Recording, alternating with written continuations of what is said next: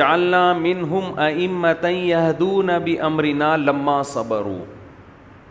دیکھو ایسا نہیں ہو سکتا کہ آپ انسان کو فالو نہ کرو. آپ کو میں کتابوں کو مانتا ہوں, کسی شخص کو فالو نہیں کرتا. یہ کہنے کی باتیں ہیں, حقیقت کی دنیا میں یہ نہیں ہو سکتا. جو لوگ کہتے ہیں نا ہم صرف کتابوں کو مانتے ہیں, بابوں کو نہیں مانتے, اماموں کو نہیں مانتے, تو ایسے لوگوں کو بھی ان کے ماتحتوں نے باپ بنایا ہوا ہوتا ہے. وہ اس بابے کو بابا مان رہے ہوتے ہیں. بابے کی ڈیفینیشن کیا ہے؟ جس کو آپ فالو کرو وہ آپ کا بابا ہے, چاہے وہ جوان ہو چاہے وہ بوڑھا ہو. جس کو آپ فالو کر رہے ہیں وہ آپ کا کیا ہے؟ بابا ہے. تو انسان ہمیشہ انسان کو فالو کرتا آ رہا ہے, تبھی تو اللہ نے پیغمبر بھیجے نا انسان, ان کو فالو کرو. ایسے نہیں دے دیا کہ کتابیں دے کے پیغمبر چلے گئے کہ بس کتاب کو فالو کرو. کبھی بھی ایسا نہیں ہوا. ہر پیغمبر کتاب بھی لایا اور ساتھ ساتھ کہا کہ اس کتاب کو سمجھنے میں فالو کس کو کرنا ہے؟ مجھے. اور پیغمبر ایسے افراد دنیا میں چھوڑ کر گئے کتاب کے ساتھ کہ اب کتاب کے ساتھ ساتھ ان افراد کو فالو کرنا ہے. پھر وہ افراد ایسے افراد کو چھوڑ کر گئے, کتاب بھی دے کر گئے اور کتاب سکھانے والے افراد بھی دے کر گئے اور بتا کر گئے کہ اب کتاب کو سمجھنے میں فالو ان کو کرنا ہے. یہ سلسلہ 1400 سال سے آج تک چلا آ رہا ہے. کتاب بابے کے بغیر سمجھی نہیں جا سکتی. جس نے بھی سمجھی ہے گمراہ ہوا ہے, وہ برباد ہو گیا ہے, وہ سیدھے راستے سے ہٹ گیا ہے وہ. اور یہ اللہ کی سنت ہمیشہ سے رہی ہے. وَجَعَلْنَا مِنْهُمْ أَئِمَّةً يَهْدُونَ بِأَمْرِنَا. اللہ فرماتے ہیں بنی اسرائیل میں ہم نے ایسے امام بنائے تھے جو ہماری ہدایات پر لوگوں کو سیدھا راستہ دکھایا کرتے تھے. عام پبلک ان اماموں کو فالو کرتی تھی. تو پبلک ہمیشہ انسان کو فالو کرے گی, کسی بابے کو فالو کرے گی. بابے کو آپ اپنی ڈکشنری سے نکال نہیں سکتے. نکال دیا تو غامدیت ہے. غامدی بغیر بابے کے قرآن کو فالو کرتے ہیں اور اسلامی تعلیمات کی ایسی کی تیسی کر دی. حضرت عیسیٰ علیہ السلام کی حیات کا انکار کر دیا کہ آسمانوں پہ زندہ نہیں ہے, جو پوری امت کا ہمیشہ سے اجماعی مسئلہ ہے. قادیانیوں کے بارے میں کہہ دیا کہ ہم ان کو کافر نہیں کہہ سکتے. گھمانے کو بہت چیزیں گھمائی جا سکتی. غیر اسلامی ریاستوں کے بارے میں کہہ دیا کہ وہاں جمعہ نہیں ہوتا, کہ جمعہ پڑھانا حاکم کا کام ہے, اسلامی حکومت کا کام ہے. ان سب کے جواب میں دے چکا ہوں. اور پتہ نہیں کیا کیا کیا ہے. قراءتوں کا انکار کر دیا,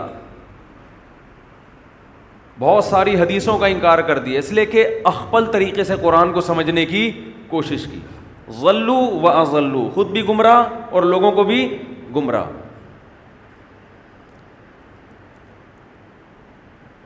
حق پرست آدمی جب بھی قرآن و سنت کو سمجھتا ہے وہ کہتے ہیں اسلاف سے کیا تواتر کے ساتھ چلا آ رہا ہے.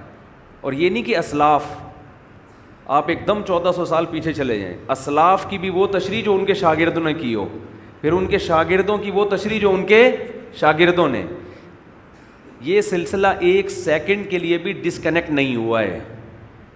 میں اس لیے بار بار لوگوں سے کہتا ہوں, کوئی بھی شخص اپنے آپ کو عالم کہتا ہو یا یہ کہتا ہو کہ میں قرآن و حدیث کو جانتا ہوں, سب سے پہلا سوال تمہارے بابے کا نام کیا ہے جس سے تم نے قرآن و سنت سیکھا.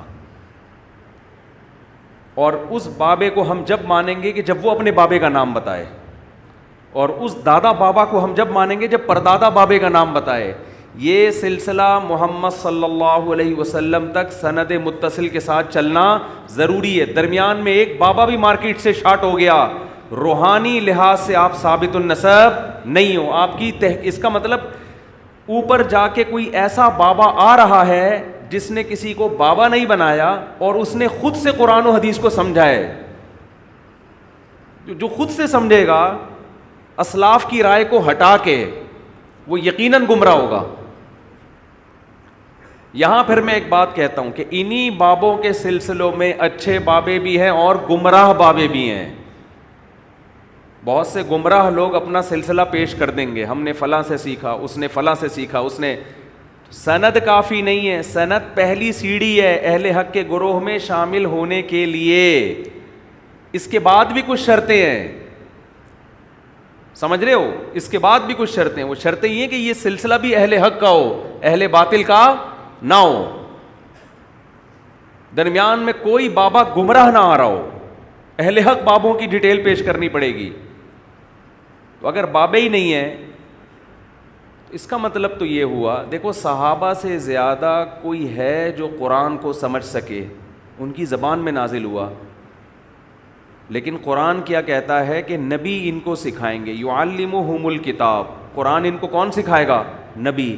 یہ اخپل طریقے سے سمجھنے کی کوشش نہیں کریں گے، نبی سکھائیں گے، ان کو گائیڈ کریں گے. یہ مطلب ہے اس کا، یہ والا مطلب نہیں ہے، یہ والا مطلب صحیح ہے.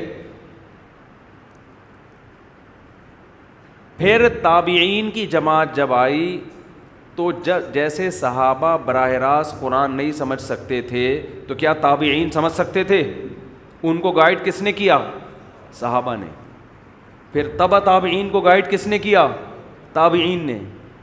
تو یہ سلسلہ صدیوں سے آج تک چلا آ رہا ہے. ہمارے تمام دینی مدرسوں میں جب حدیث پڑھائی جاتی ہے، قرآن پڑھایا جاتا ہے، پوری سندیں آج تک الحمدللہ سب کے پاس محفوظ ہیں.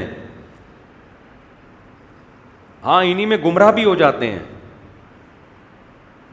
تو یہ جو ایک نعرہ لگا ہے نا، میں قرآن و سنت خود سمجھتا ہوں، میں کسی کی تقلید نہیں کرتا، تو یہ خود گمراہی کی سب سے بڑی دلیل ہے. کہ آپ ایک نئے پیدا ہوئے ہیں کیا؟ 1400 سال میں آپ ہیں جو ایک نئی چیز مارکیٹ میں آئی ہے، باقی سارے کیا گھاس کھا رہے تھے کیا؟ لیکن لوگ ایسوں کو زیادہ فالو کرتے ہیں، کہتے ہیں یہ آدمی کسی مسلک سے متاثر ہوئے بغیر قرآن و سنت کی صحیح تشریح کرے گا، اس پہ مسلک کی چھاپ نہیں ہے، اس پہ مسلک کی چھاپ نہیں ہے، یہ تشریح کر ہی نہیں سکتا صحیح، یہ اپنی رائے پہ آپ کو لے کر آئے گا جو پوری امت کے بولو خلاف ہوگی. اور یہ بات خوب سمجھ لیں، مسلک آٹومیٹیکلی وجود میں آتے ہیں. جو اس طرح کے لوگ ہوتے ہیں نا جن پر مسلک کی چھاپ نہیں ہوتی، وہ ایک نیا مسلک لانچ کر رہے ہوتے ہیں. لوگ کہتے ہیں کسی مسلک کو فالو نہیں کرتے، یہ ایک نئے مسلک کی بنیاد رکھ رہے ہیں. جب ان کو 1000 20,000 30,000 1.5 لاکھ لوگ فالو کرنا شروع کر دیں گے تو وہ ایک فرقہ بن جائے گا، ایک نیا مسلک ہوگا. اور اس مسلک کا نام بھی عوام خود ڈیزائن کرے گی کہ اس کا نام کیا رکھنا ہے. ہم نے مسلکوں کے نام خود سے نہیں رکھے جاتے، پبلک رکھتی ہے. سمجھتے ہیں کہ نہیں سمجھتے ہیں؟